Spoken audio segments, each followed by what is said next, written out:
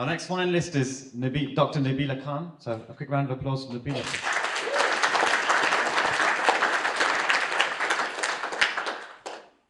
Okay, mine is a very modest success, but I'll start with a brief introduction to set the scene.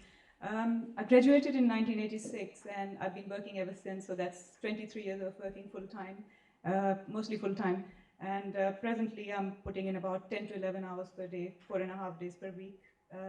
I'm saying all this to just to explain that even though you can be very busy, you can still find time to invest in property. So 80% of my role is working as a GP, rest of it is working as a community practitioner in dermatology and supervision of other doctors and elected member on various boards. So my hands are pretty full. My main reason for joining TMA was to gain sort of all-round financial intelligence, but with special reference to below-market value properties. And I set myself a goal of buying about 20 properties over 2 years, and I wanted them all to be below 100K mark with very little money in. When I joined TMA, I had 1 property which I bought with full deposit, and I now have 9, and they have been bought with very little money.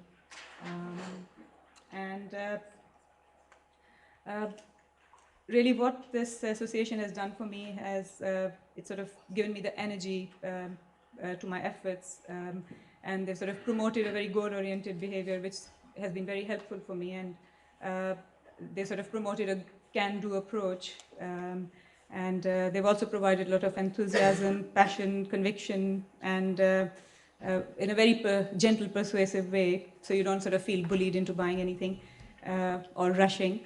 And really, they're experts in their field, and they're very sincere and inspiring, and they've taken genuine interest in my well-being and my goals. And really, that's all I've got to say. I'll end it, and they've liberated me from, all my anxieties about future of my children, which is why I'm really investing. And I'll just end it with the quote from Brian Tracy, my favorite motivational speaker, which is for all the new members. The key to success is to focus our conscious mind on things we desire and not the things we fear. Yeah.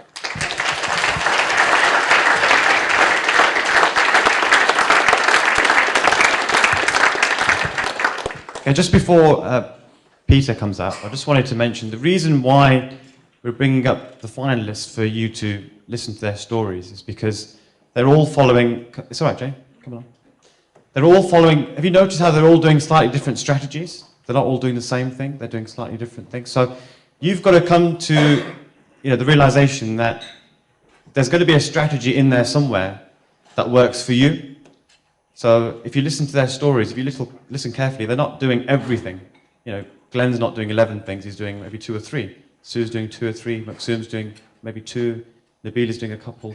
So they're doing a small number of things really well. And I hope it inspires you, and I hope it gives you some ideas. And really the important thing is, they're here for you. It's not like I'm showing you a video link or something, These guys are sitting here in front of you. You can have lunch with them. You can ask them questions about how they're doing things, how they got started. They're all here for the evening, and they're all here for tomorrow as well. So that's really the key thing to take away from this, okay?